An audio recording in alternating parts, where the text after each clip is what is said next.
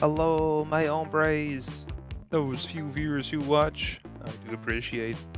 Today we'll be going back into another monster hive, and we're gonna find our heart's true desire. It's, of course, not that we grow weary of being the consort of the furry king, but we're young. We have to live it up. We have to have all the love. So let's hop right into it. Ah, the spooky high school. The sweetest years of our lives. Back then, we were young and unafraid. Sometimes reckless, sometimes brilliant, sometimes just stupid, but always willing to live life to the fullest. We were on a wild journey to discover who we really were. We're gonna be Oz this time. We're gonna mix it up a little bit. Just a smidge. Sure thing. And we had yet to experience this ultimate challenge. The Monster Prom. I remember it clearly. 3 weeks were left, and as we fantasized about our dream prom dates, we were all scrambling to catch the attention of one of our 6 most charismatic classmates. Huzzah! Miranda Vanderbilt, 19, a sweet mermaid princess who was as cute as she was genocidal. Yes. Damien LeVay, 21, a fearless demon with a taste for destruction and a love of fire.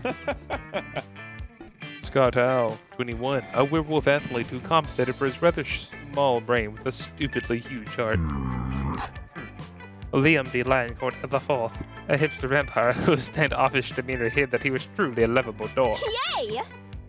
We have Polly Ice, perhaps 22, a party ghost with an insatiable hunger for all the wrong things. What? And Vera Oberlin, 23, a mean, self-made Gurgan with a merciless sense of business.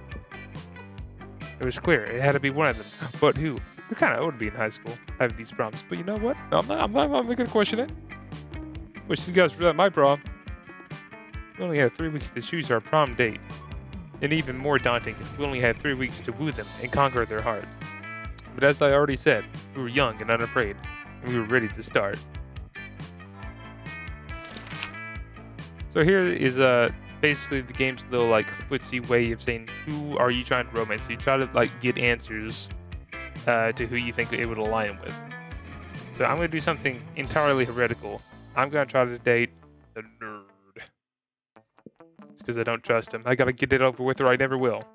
On the bright side, all of his content will be incredibly new for me. The coolest reality show would be 12 experts in the various arts of seduction live in a house where they must face a common challenge, seducing a potato into marriage, somehow.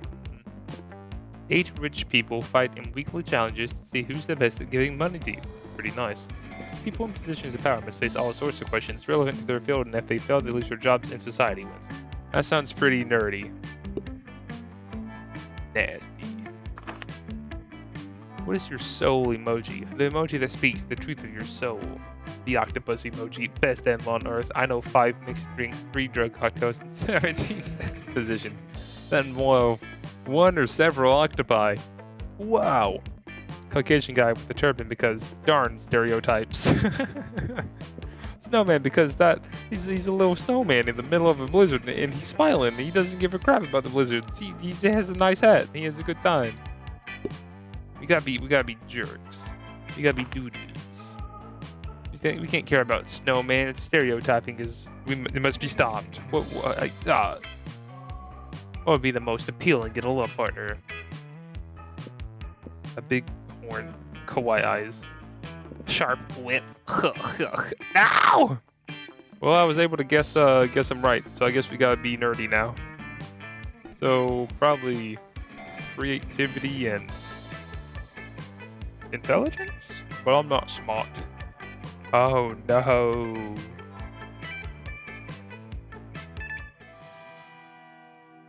All right. Here we go. Can we do it? We gotta get big brains. We gotta be smart.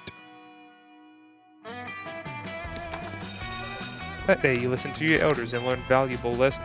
Sometimes, after all the monster nonsense and the dating gimmicks, you forget that attending class is supposed to be the primary activity at this high school. You gain +2 smarts. Big brain energy. Against the expected, you spot Scott and Liam engaged in what seems to be an intense conversation. They seem so into it that you can't resist the urge to ask them what's going on. Hey. We are discussing this recent novel, Two Lights. It isn't a novel, it's a rad movie with lots of cool dudes with amazing abs. Well, it's actually based on a novel, and it's anything but rad. It's cultural trash. How ironic. But I decided to like it ironically. The thing is, there's this human girl with two guys who like her. But the guys are part of two enemy human races. The wild shirtless humans. Oh no. And the mysterious deep look giving humans. And it seems these types of humans can't stand each other. Oh, and the deep look giving humans shine in the sunlight. Curse you, Twilight! You haunt my imagery.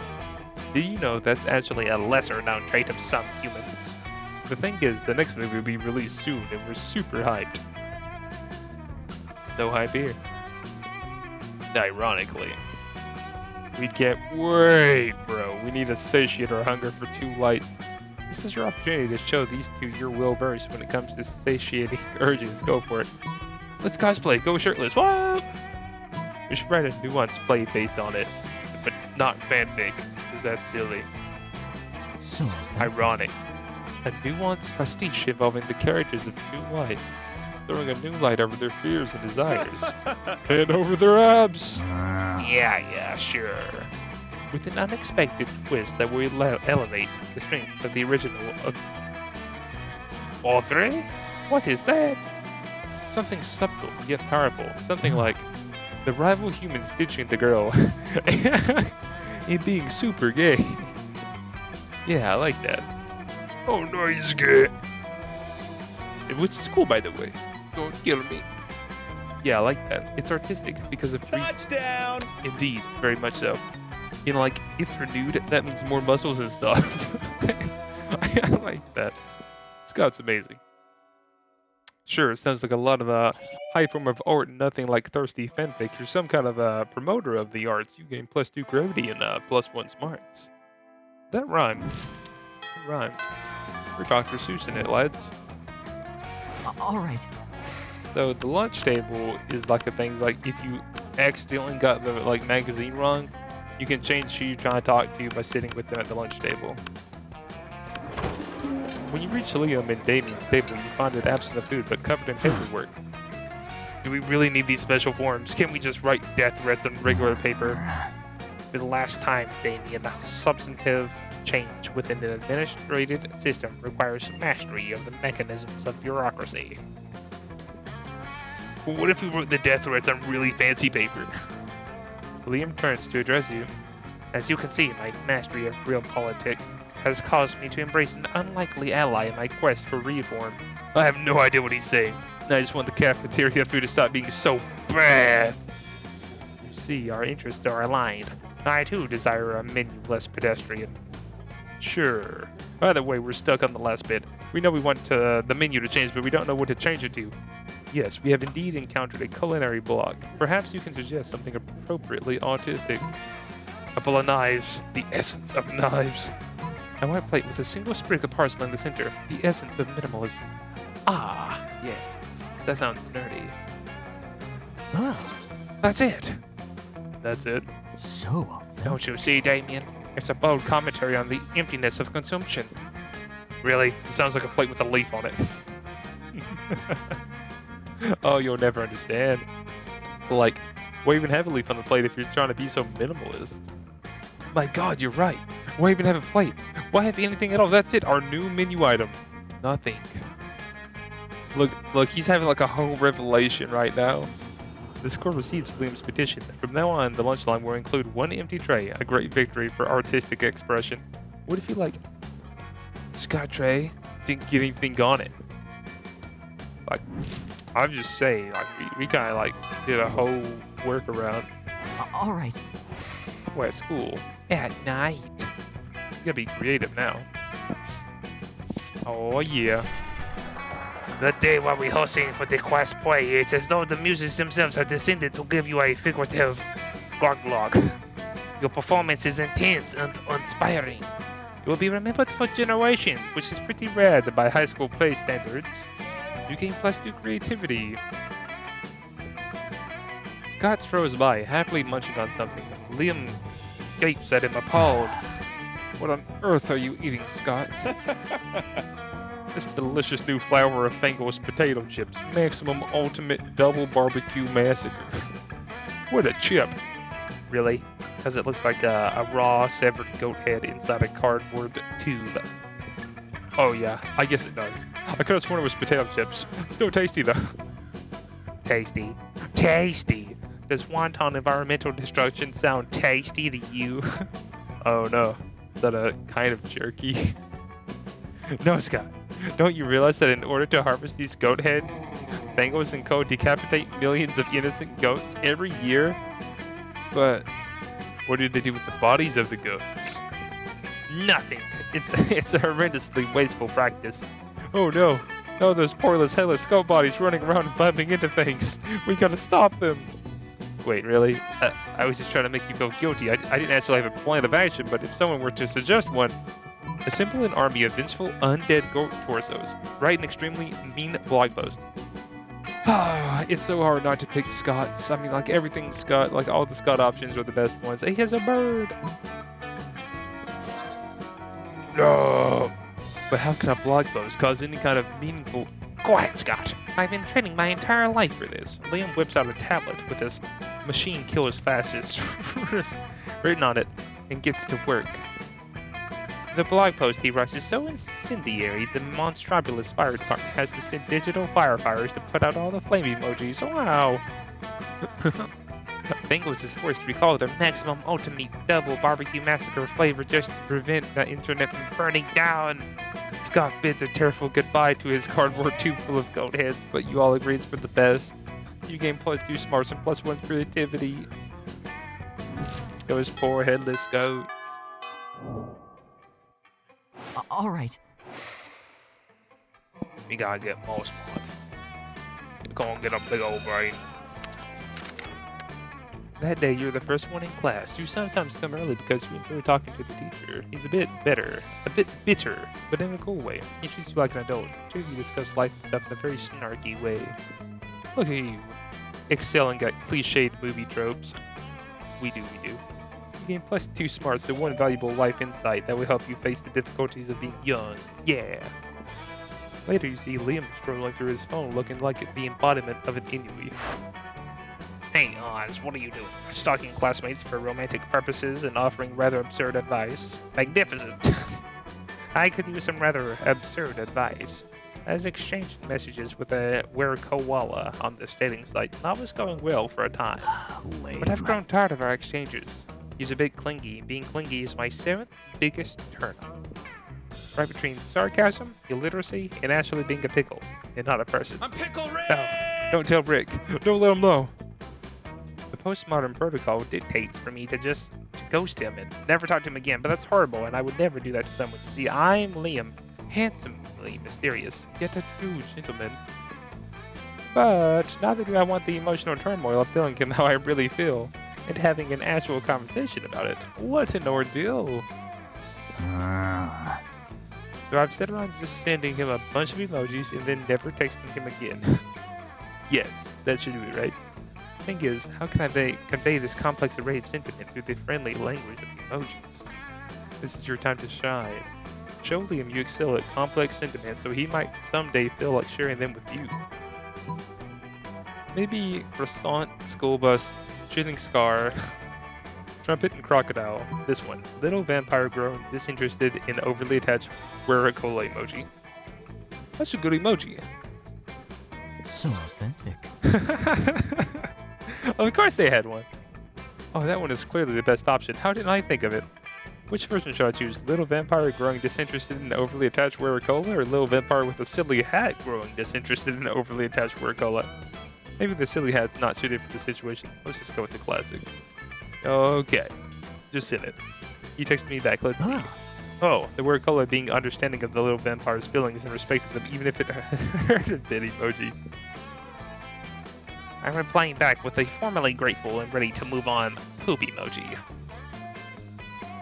Look at this. He just texted me the emojis that's waving his hand like he's staying by with an expression that says he's about going to break all bonds but without being resentful about it. Oh god. Perfect. We solved this as a team. Cheers to us. Answers to the creative people that have turned every complex feeling into in a scenario and a friendly and colorful emoji. You gain +2 charm and +1 creativity. Yes. That was good. Charm and creativity. All right. We need charm? We might need charm. I don't think you can have any stat under 5 and still win. You take your seat besides arguably the 2 coolest monsters in all of Spooky High. Here's hoping you can keep up with them. Vera, are you eating manticore steaks again? Yes, it is delicious. Don't you know the amount of cruelty involved in the mainstream meat production industry? Yes, and it's delicious. Besides, you're a vampire. Don't you only consume things that are dead? Well, yes, I suppose, but it's always ethnically sourced, organic, free-range, and human.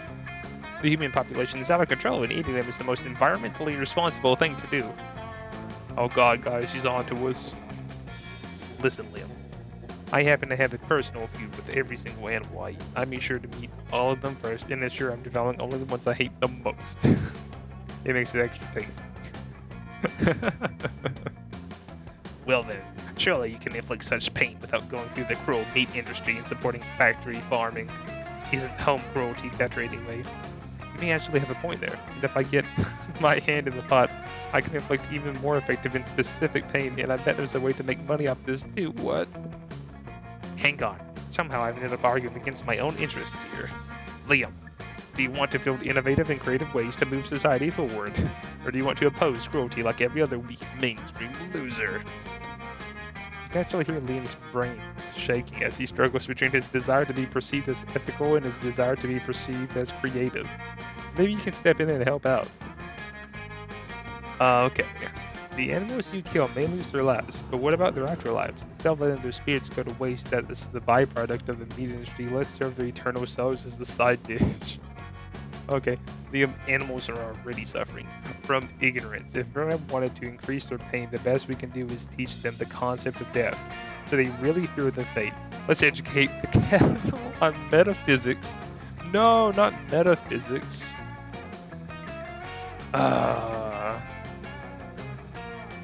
I think he said they're cruel, and he's more against waste.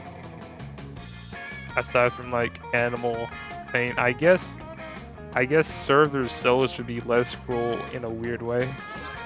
No, I keep messing these up. Perfect. I knew there was a way to monetize, and it keeps the animals from ever getting an eternal resting place. What's going on with furry animals? But now the cruelty is extending even beyond their deaths. Oh yeah, it is. Thank you for getting the ball rolling on this excellent scheme, Liam. And thank you guys for nailing down the specifics now that you get royalties though. That being said, I will get you a double scoop of Rocky Road sold with sprinkles on top. Yum. Maybe. You don't know. You've never eaten a soul before. But it sure is, sounds delicious getting Vera's approval. If you want Vera's approval, you want Liam's. All right. You not believe I have to say this. Oh my gosh. You can have a little bit of fun. Give me your money. No, I'm dumb. I'm so stupid. Oh.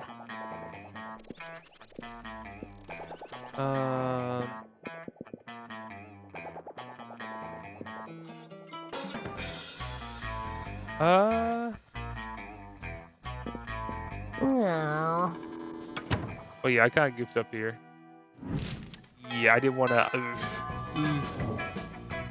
I forgot. I didn't see the book thing. So basically, you can buy those like sometimes they increase stats, but I didn't want to buy anything because sometimes you start a side mission, and it's just so late now that like it wouldn't be worth it. So yeah. So basically, we bugged it so hard, we opened up the Nether Realm, and then every demon dabbed. So yeah, that happened. You're casually reading the latest issue of Monster Magazine when you're rudely interrupted. See, even Oz, a sensible monster with a good head on his shoulder and at least some plus smarts, is reading a Monster Magazine. Yeah, and that's bad, because we're warriors, so we need to fight. What? Scott takes the magazine from you and punches it. No! Hooray, let's go solve another one of the world's major problems. No, Scott. We're social justice warriors, you see, Oz. Ever since our major success with the Fango Scout head debacle, we've taken it upon ourselves to stand up against injustice. By punching magazines. No, Scott. As you no doubt noticed, Monster Magazine's sexiest monster alive this year is Count Victor von Musselbot. Von the Musselbot. The werewolf prince / bodybuilder. That makes him the 5th royal werewolf bodybuilder in a row to earn the title. What about those of us with leaner physiques? What of our representation?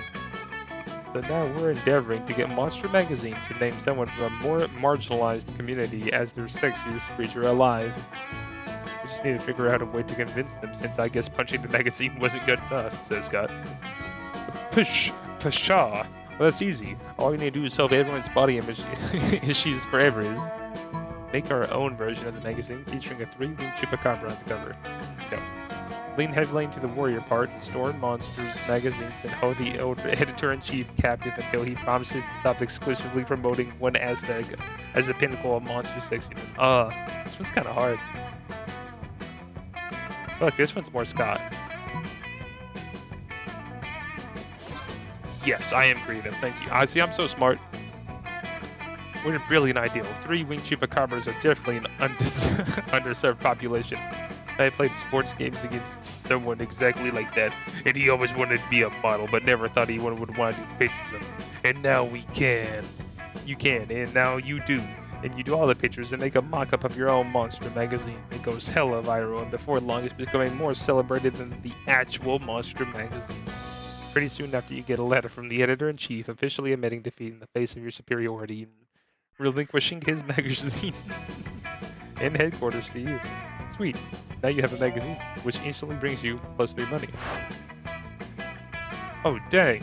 Hey, I know you're about to move on to your next misadventure, but I just want to say really quickly, it's pretty much the only girls in the school shaped differently than the rest of our classmates. It's really nice to see a 3-winged chupacabra celebrated over a royal werewolf bodybuilder. It gives us hope, you know. Aww, that was actually really sweet. The cover is so much cooler than when they're not babbling on and on about that end of the world bullcrap and expect your help with it. Are you telling me these girls think that they're not bodacious? It's way more fun when they be nice to instead. Yes, yes it is. That's why we need more chupacabras in the world. All right. No doubt about it, my lads. Here we go, Liam. Liam and Polly aren't alone at their table. They're flanked by 2 beefy hobgoblins in school security uniforms. What are these? You have bodyguards now. They aren't bodyguards. They're food guards. Principal Giant Spider found out we weren't eating during lunch, so he assigned guards to us because he thinks we have an eating disorder. We do have an eating disorder. It's called being dead. Except it's not an eating disorder. It's an identity and a lifestyle. Death style. Whatever. The point is that they won't let us leave until we've eaten our food, which will be never.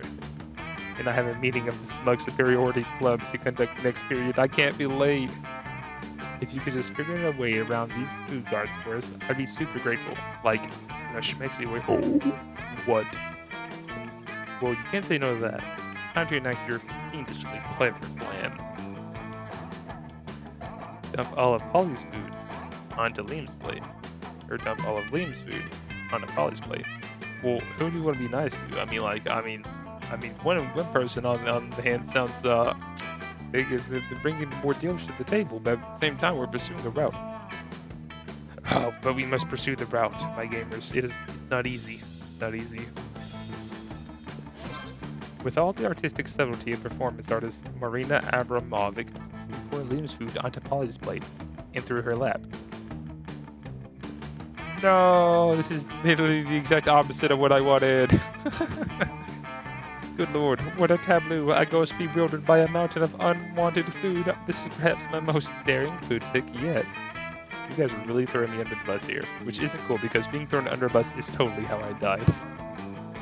Last episode, she said it was because of the tapeworm diet. I don't know what you're talking about, Polly. I have clearly consumed all of my food, quite honestly and forthrightly. You monster. Luckily for you and Liam, the hobgoblins are total morons with no secondary theory of mind. They instantly believe Liam's ruse. Liam whisks you away to the afternoon meeting of the Smug Superiority Club, where you spend hours practicing your sneers and gazing into each other's eyes. Things are going pretty good. All right. Creativity, my boys. That day, while rehearsing the class play, you totally forget your lines. It's terrible, but you don't let them get you down. You start improvising all your lines, and it's marvelous. Somehow it enhances the pathos of the play in an unexpected ways, and that's saying something, since half of your improvisation is a rap battle against your inner fears. Let's do creativity. Lately, you've been being cute with Liam, but in an ironic sense, of course. And he seems to tolerate you, which is like third base for Liam. So tonight you're having a picnic at the graveyard. It's like a date, except it's totally not a date because dates are super cliche. It's totally a date. It's time. You're gonna kiss him. You practiced a lot with your pillow, which might or might not be a body pillow customized with a real-size full-body picture of Liam. Maybe. Here you go. You know what, Oz? I've been thinking about the concept of kissing. And not because being with you makes me think about kissing, but don't you think kissing is such an outdated and vulgar concept? Your best way of showing your feelings is by putting your mouth over another person's mouth? Ew. But you want to put your mouth over his mouth? God! Our strife is never ending. Come on, Oz. Prom is just around the corner. Quickly think of a never-before-seen way of showing your feelings to Liam. Don't show your feelings. Sing your feelings. Being figurative is for cowards. Real winners are always literal. Show Liam your feelings.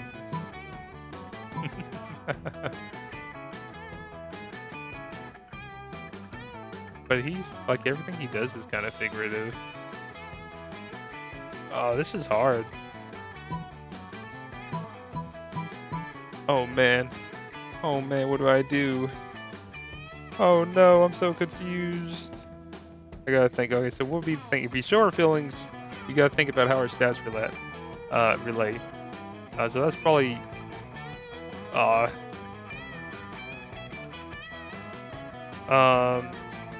Man, this is hard. I can't tell which one would be the smart stat and which one would be the creative because they both seem like they're creative stats. You know? I just gotta wing it, don't I?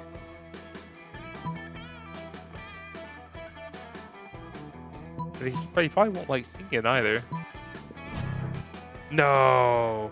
Really show them your feelings in literal. You start a magic ritual to give your feelings a physical form. Yes, there's a magical ritual for that. Magic is just stupid. Your feelings are many and complex. When putting all of them together into a physical form, it turns out they add up to the shape of a feral puma. What are you doing? First, you spend an hour of our picnic ignoring me so you can scribble some weird runes on the ground. Oh yeah, that ritual took an hour so you couldn't focus on them. And then you summon a freaking puma in the middle of it, which is like the last thing I like in a picnic. Just between two pumas and gluten. Not cool, Oz. I'll let you solve this yourself. And so he leaves. So doing a feral puma turns out to be not an easy task. Your eyes too smart and one fall off you and it hurts big time. You know what? We tried. You can't win them all. It was like my first wrong one, okay, in the entire thing. Yeah, we're not counting picnics.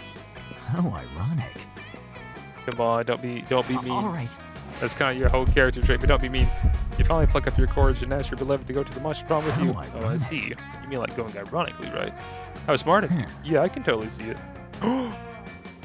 Let's go to a prom together, but as a way of internally mocking all those hollow phonies, even if we're doing literally the same thing they're doing. Genius. Oh, it worked! It worked even though I got mauled by a puma, guys! Prom night was dreamy! You and Liam criticized the vulgar musical choices of the band the entire night, and at one point you crashed the gig by joining with a xylophone and theremin. A renowned music blogger happened to be there because for some reason she thinks the next big thing will be found at the high school prom or whatever. She said, I understood virtually nothing, which probably means it was avant-garde, and too much of an intellectual delicacy even for me. I can't give it 0 thumbs up, but only because ranking artists numerically is a travesty. Keep an eye on Liam D. Lioncourt and Oz crashing future prom nights. They will wow you. You said a lot. You both kept a copy of the reviews as memory of such a wonderful night together. Most likely, we're gonna get bleached, lads. We're gonna look real purty. Most likely we're working something no one understands. Liam. Yeah, yep. We're doing amazing. No secret ending because I got mauled by a puma, but you know what? Maybe one day, am I right? Anywho, thanks for watching, lads.